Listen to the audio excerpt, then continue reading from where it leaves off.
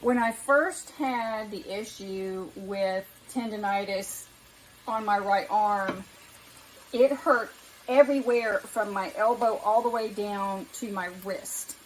These flexor tendons here were hurting. This muscle in my arm was hurting. Everything was hurting.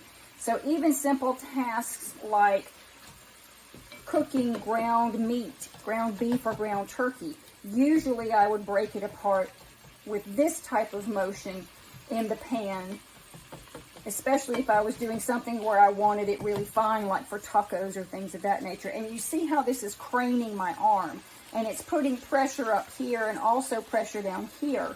And I realized if I switched to holding it more like a pen or a pencil and going at it this way, that I got the same end result, but you can see how much straighter my arm is, and it isn't putting a lot of pressure there.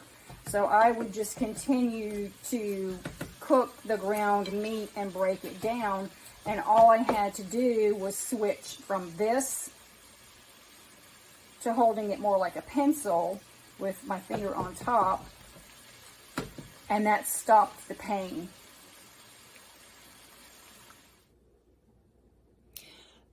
For my work, I use the computer every day, and that was causing a source of pain in the extensor tendons here and in the muscle in my forearm because of the tendonitis. And when it was acting up badly, even the slightest flexing in my wrist would put pressure here and here, which was extremely uncomfortable.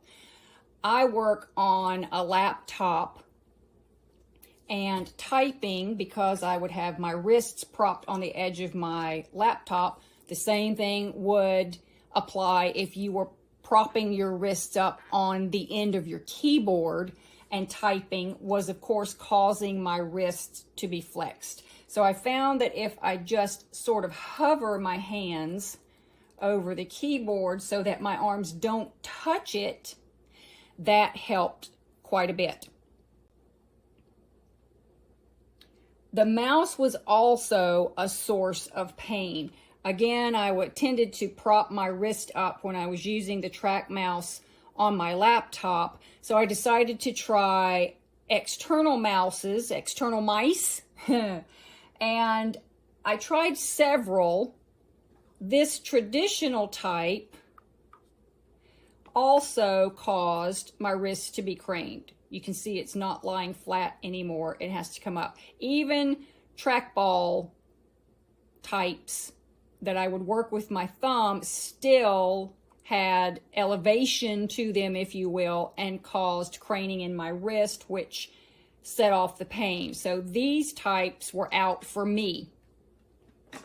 I did find one external mouse that worked wonderfully, and it's a handheld mouse. This is a really cool device. Here's your trackball. Here's a scroller.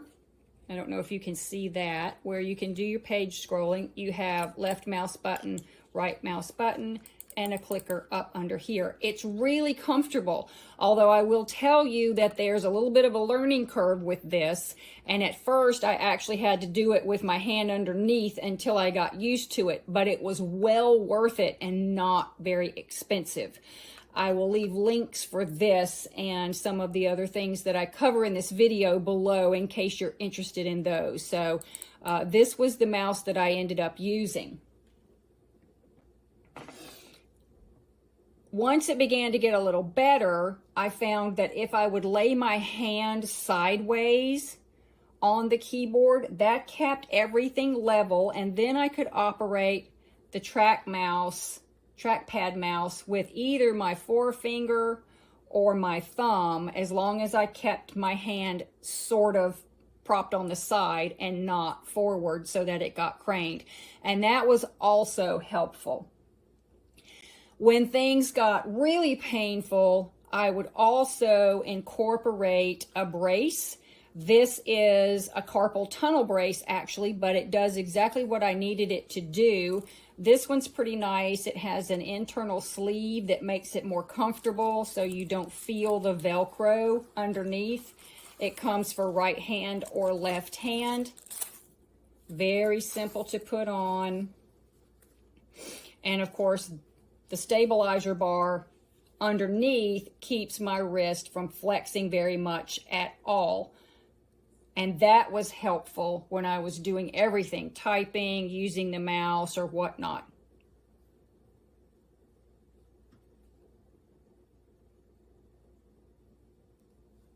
Who would have thought that sleeping is another time we could experience stress from tendonitis? How? Because often when we lie down to go to sleep, we end up with our arm positioned like this, with our wrist craned, which puts stress on these tendons and the forearm muscle.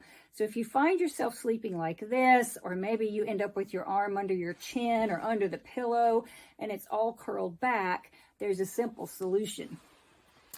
Our friendly carpal tunnel brace can be slept in as well. You just slide it on, secure the Velcro, and it is impossible for you to crane your arm. So when you lie down to go to sleep, even if you curl your fingers, your wrist stays straight and there's no tension to aggravate your tendonitis. When your tendonitis is acting up, even something as simple as drying your hair can be a problem. The weight of the blow dryer or the motion of having to move it around to dry your hair can kick off a tendonitis episode. So that's why I keep one of these very simple tendonitis braces in my bathroom. These are readily available on Amazon and they don't cost very much. I love the ones that I found and I'll leave the link for you below. So I just slip that on and position the pillow over toward the side. Tighten it down just enough to be firm, but not too tight because that could actually cause additional pain. And if you'll notice, when you get the pillow in the right place, the band comes right over the top of that forearm muscle to give some additional support. So if I'm drying my hair, moving it around, then it doesn't bother me when I have this brace on. And even if I need to do some styling and I'm twisting the brush and whatnot, it gives me the additional support I need so it doesn't make my arm hurt worse.